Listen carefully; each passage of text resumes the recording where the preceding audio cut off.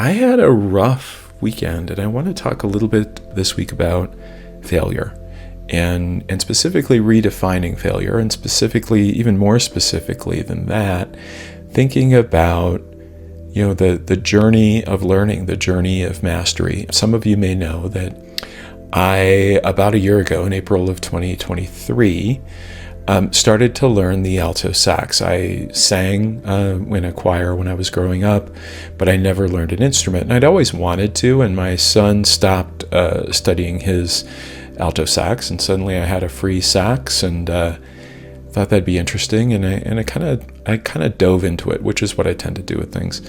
And in February of this year, I got an opportunity to learn with a group of people with the idea of putting together a band. So we had a drummer and a guitarist and a bass player and a keyboardist, and me, the alto sax player.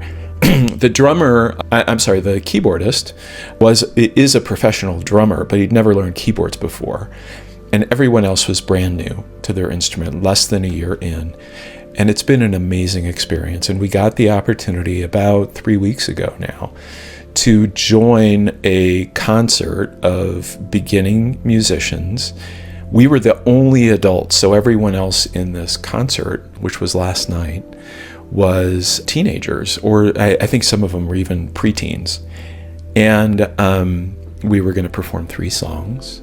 And I was a little nervous going on stage, but I had practiced and I was ready. And, I've done public speaking. I wasn't intimidated by that idea of a crowd. And the first few notes in, my mouth went dry, my brain froze. I couldn't remember the fingerings on the saxophone. I couldn't get anything to come out. I wasn't in sheer panic mode. I wasn't in there's fight or flight mode. I wasn't in flight mode. I was more in freeze mode, like, oh my gosh, what the heck is going on? And I gradually got a little more grounding, got my feet under me. Things started coming out of the horn. That I recognized. And by the end, I was playing. And so the third song has a big solo at the end. I hit the solo. I was pretty happy. So I ended strong, but there was this early part where it was just it just felt like abject failure to me. And I was talking, we went to dinner afterwards, and I was talking with the instructor, the coach, who had kind of brought this thing together, and these 7 bands and this concert and this a stage I am not qualified to play on, but it was cool. It was like this cool, really cool experience to be able to go through that, and to go through that with these guys we've been playing with since February. And he said, it was your first time. Like, yeah, that's what happens. I can't train you for that. You can't prepare for that. You just have to go through it. Your body has to go through it. And it kind of hit me at that point, like how many first times in our lives, and you can fill in your own examples here. I know I have mine.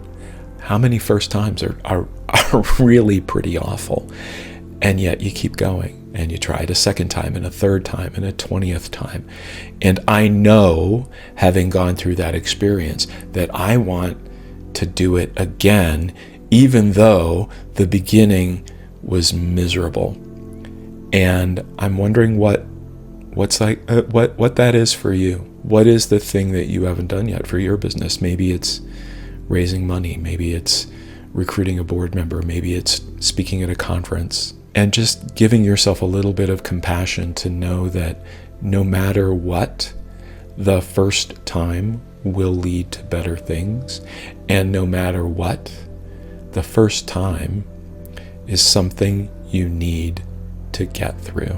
And so I'm just trying to have a little compassion for myself in that. My first time wasn't as high stakes as all that. It was a group of 100 supportive parents and family members. It was a big stage, bright lights, all of that. But at the same time, it felt intense. And that intensity surprised me. And that intensity is something that in some way I understand now I can prepare for now, and I will have an understanding of it the next time. And so if that resonates with you, that facing of the intensity, that struggle with it, that struggle with what's on the other side of it and wanting to just skip the discomfort part, but you know you really can't, well, let's have a conversation. Take care, and I'll see you next time.